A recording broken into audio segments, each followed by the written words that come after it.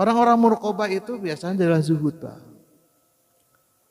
Zuhud itu bukan berarti tidak mau tentang dunia, bukan. Tetapi membatasi diri tentang keduniaan. Nanti muraqabah itu sebagai salah satu di antaranya adalah merasa takut bersalah. Kenapa dia merasa takut bersalah?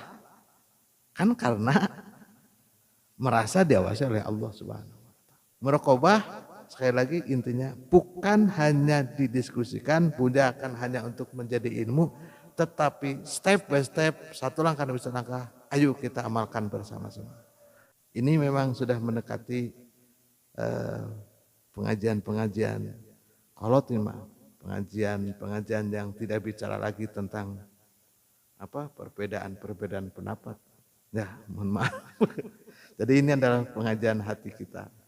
Jadi ngaji diri, makanya yang muncul adalah self awareness, kesadaran diri. Bagaimana kita menyadarkan diri kita. Ya, sudah saatnya buat kita.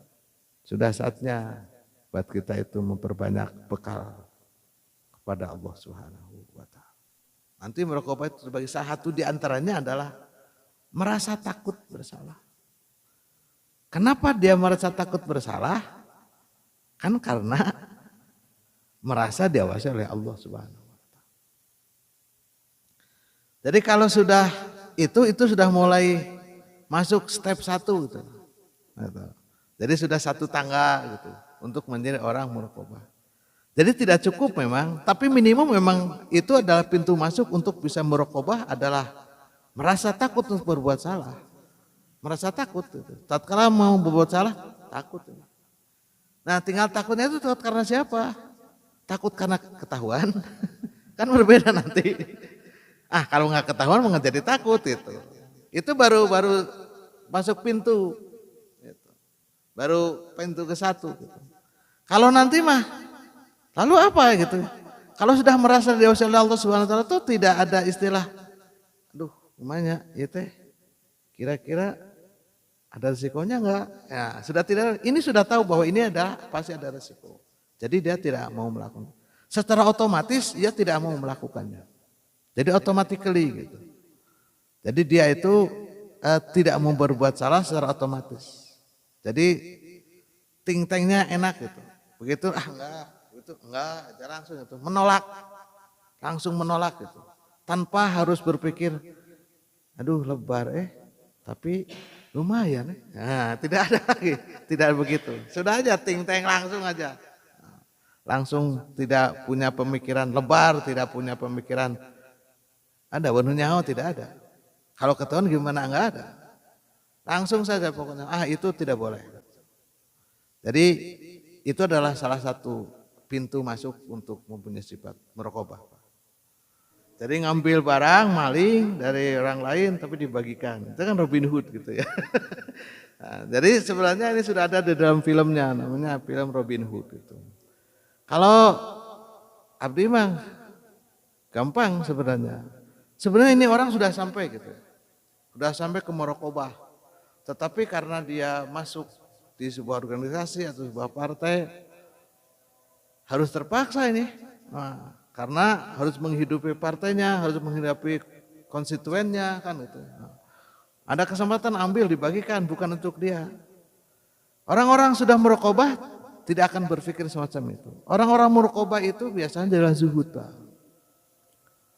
Zuhud itu bukan berarti tidak mau tentang dunia, bukan. Tetapi membatasi diri tentang keduniaan. Itu. Jadi kalau orang semacam itu batal muraqabahnya, Pak. Menjadi batal. Sayang seribu sayang kalau orang sudah sampai muraqabah terus masih mendekati tentang hal-hal semacam itu. Nah, sehubungan dengan tadi kan tidak dipakai uangnya buat sendiri, tidak memperkaya diri. Sama saja, Pak. Sama saja. Sama halnya kita berwudu tapi dengan air najis. Sah nggak wudunya? Tidak sah. Jadi begitu, tatkala kita beramal tetapi bukan menggunakan harta yang halal, maka tidak sah. Kita membagikan, ingin apa memangnya? Ingin dipandang wah oleh manusia atau ingin mendapatkan surganya Allah? Karena menurut Allah itu hati-hati. Hati-hati. Jadi orang berallah itu tidak tidak memaksa kita untuk beramal yang di luar kemampuan kita. Toh berhaji saja bagi yang mampu, yang kalau tidak mampu ya bagaimana lagi? Semacam itu. Jadi tidak perlu memaksakan segala sesuatu yang di luar dari jangkauan kita. Contoh kita ingin membagikan harta gitu ya, ingin membagi, boleh kemauan mah, kahayang mah kudu aya gitu. Tetapi kalau kemauan ayah tapi kemampuan tidak ada nyawayana, jangan terus ngambil dari harta orang lain terus dibagikan. Itu kan tidak bisa begitu. Boleh punya kemauan dan ibadah harus punya. Ya, tetapi tidak menggunakan hal-hal yang di luar agama. Begitu paling mudah-mudahan menjadi pencerahan. Tapi pada intinya gini, orang sudah merokobah pada Allah Subhanahu Wa Taala itu adalah orang-orang yang zuhud terhadap masalah dunia.